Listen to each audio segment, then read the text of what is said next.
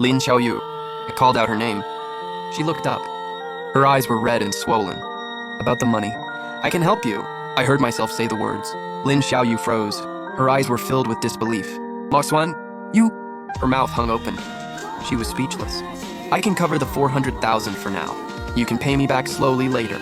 I tried my best to keep my tone, sounding calm and steady. Lin Xiaoyu's tears broke free in an instant.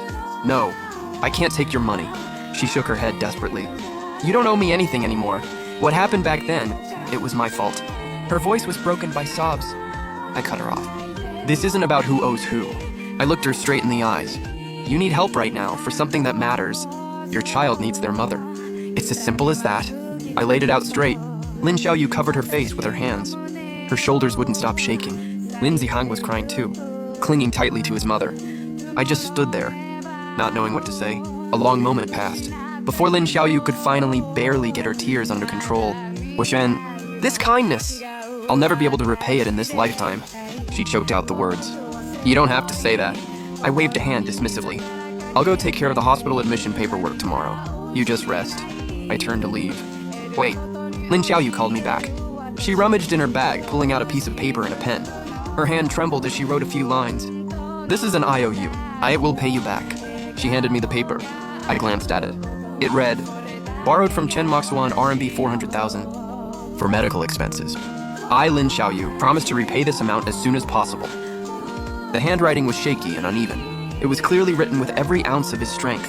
I took the IOU from him and stuffed it into my pocket. Just focus on getting better. Don't worry about anything else. With that, I turned and walked away without looking back. Once I reached the hospital entrance, I lit a cigarette. My hand was trembling slightly. 9 years ago, when she asked for the divorce, I'd asked her why 100 times. She just kept repeating the same line. We're not compatible.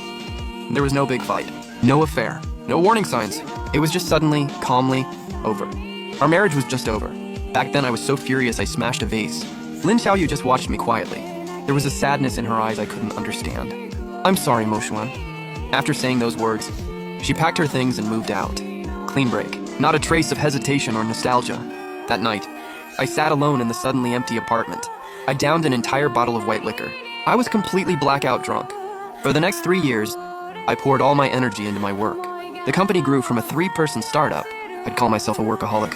People kept telling me to find a girlfriend. But deep down, I felt this was probably just how my life was gonna be. Just as I was thinking that, my phone rang. It was my sister. Bro, don't tell me you're pulling another all-nighter at the office? Chen Xiu nagged. I hesitated for a moment, but ended up telling her the truth. I ran into Lin Xiaoyu, I said softly. There was a few seconds of silence on the other end. What, you saw who? Chen Xiu's voice suddenly shot up an octave. Lin Xiaoyu, my ex-wife. I repeated calmly. What does she want? Is she causing trouble for you again? Chen Xiu's tone immediately turned guarded. Back when Lin Xiaoyu first asked for the divorce, Chen Xiu had been furious. She felt Lin Xiaoyu had hurt me badly. She's never had a good word to say about her since. She's sick. It's serious. I briefly explained what happened today. Another long silence on the other end of the line. Bro, you're not thinking of helping her, are you? Chen Xiu's voice grew tense. I already agreed. What? Chen Xiu practically shrieked. Are you insane? After everything he did to you back then, now he shows up needing help. Chen Xiu was frantic. He didn't come looking for me. I just happened to run into him. I tried to explain. You still don't have to get involved. What do you possibly owe him? Her voice was filled with disbelief. I rubbed my temples. Xiu, he has a child. I sighed. A child? He has a kid and he still comes to you? Chen Xiu was even more furious. Brother, you still haven't gotten over him, have you? She suddenly asked the question. I was silent for a long time. Because I can't just stand by and watch someone suffer. That's what I finally said. I saw how sick he was. I couldn't just walk away. I heard her sigh on the other end of the line. Bro, you're just too soft-hearted. His tone softened a bit. Fine, it's your call. I haven't been able to talk sense into you all these years anyway, Chen Xiu said helplessly.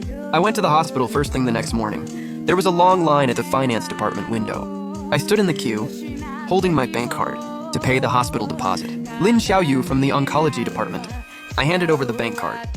The clerk worked the computer with practiced ease. Deposit is 20,000. Please enter your PIN. He pointed at the PIN pad. After entering the PIN, I got the receipt.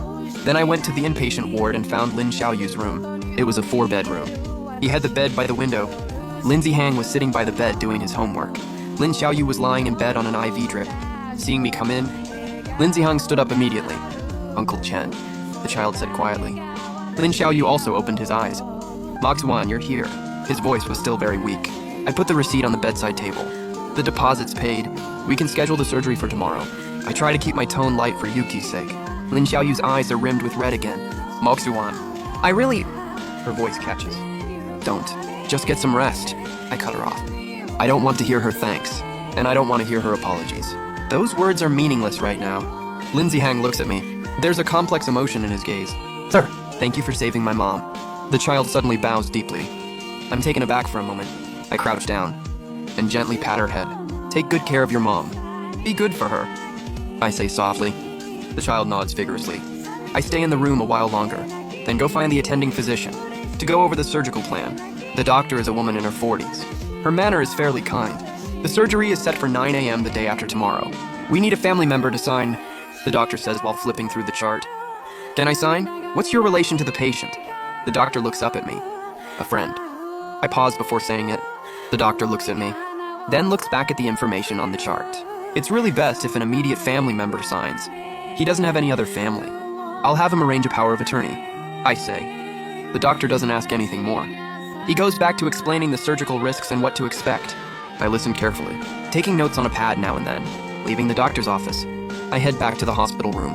Lin Xiaoyu is already asleep, breathing steadily.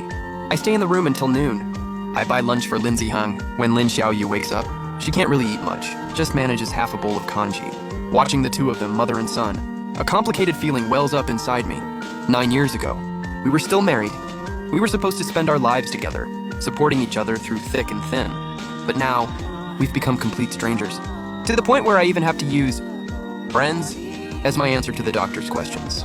Mo Xuan, Lin Xiaoyu suddenly called my name. I snapped out of my thoughts. I responded. About what happened back then. Lin Xiaoyu trailed off, hesitant. There's so much I want to say to you.